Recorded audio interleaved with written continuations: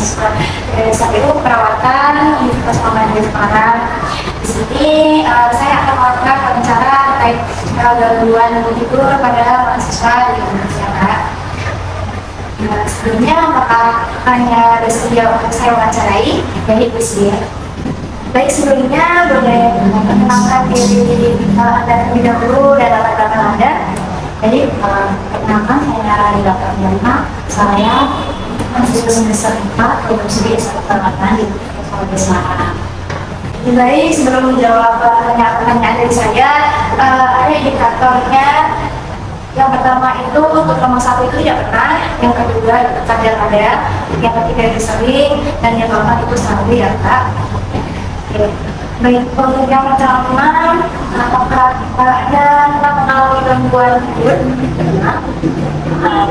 Saya mengalami gangguan tidur mungkin saat saya masih sampai itu saya langsung kali mengalami gangguan tidur pada malam tadi. Biasanya seberapa sering Anda mengalami kesulitan tidur dalam satu minggu? Mungkin bisa tiga kali dalam seminggu. Banyak ya. Dan sejak kapan Anda mengalami gangguan tidur itu?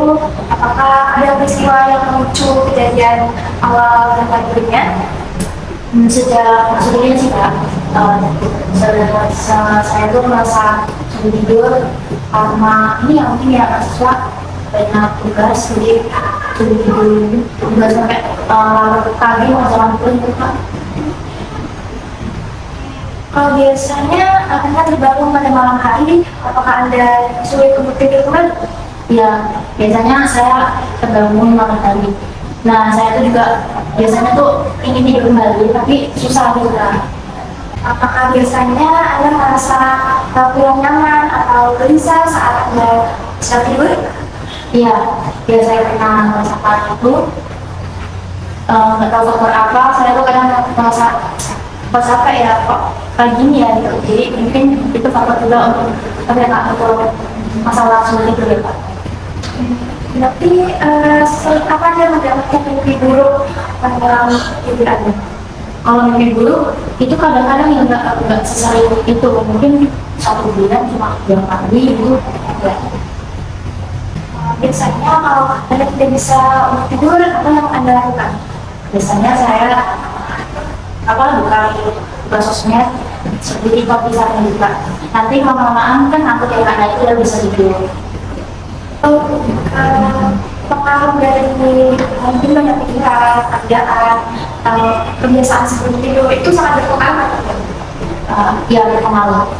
Mungkin pikiran, ya tugas baik nanti yang makan tidak banyak tugas sehingga saya banyak pikiran jadi susah tidur. Apakah setelah bangun tidur badan Anda sering merasa mual, ya pegal-pegal saat bangun? Iya, biasanya badan terasa pegal banget. Tapi cuma nggak tahu kenapa ya. Ini juga faktor capek atau pikiran, pikiran malam ya, Pak.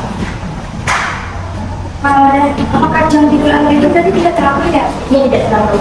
Biasanya sangat tidak terlalu. Karena itu jam 1 udah tidur, kadang tidur lebih awal nggak tentu sih, Kak, tergantung sedikitnya berapa. Jadi apakah tidur Anda itu selalu dari 6 jam apa tidak? Iya, lebih banyak kurang dari 6 jam. Apakah Anda biasanya menggunakan obat-obatan untuk mengatasi masalah tidurnya? Obat-obatan tidak pernah, Kak. Ya, tidak pernah sama sekali. Ya, kita cuma susah tidur, mungkin nggak ada aktivitas kalau semua tidur dan semua biar aku juga.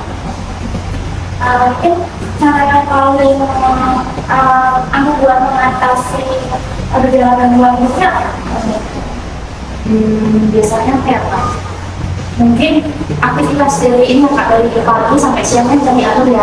Mungkin kan pulang kuliah di sore, tapi saya sedang langsung terus mungkin terus itu jadi dari awal untuk jadi kan waktu malam kita punya istirahat lebih banyak sehingga dari kita waktu itu udah kerjain tugas yang lebih gitu sehingga kita kan bisa tidur lebih awal gitu.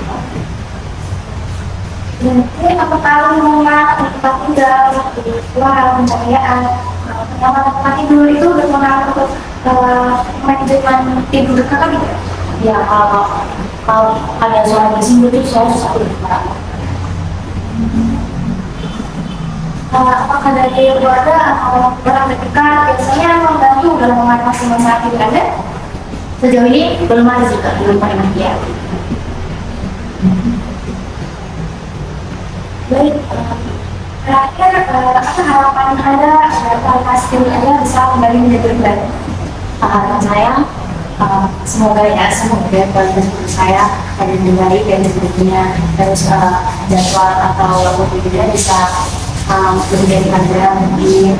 Nah, terus aktivitas yang terlalu berlebihan itu juga menurut saya kan mengalami kualitas hidup saya. Mungkin saya bisa melihat manajemen waktu agar efektif kembali ya bagus sekali.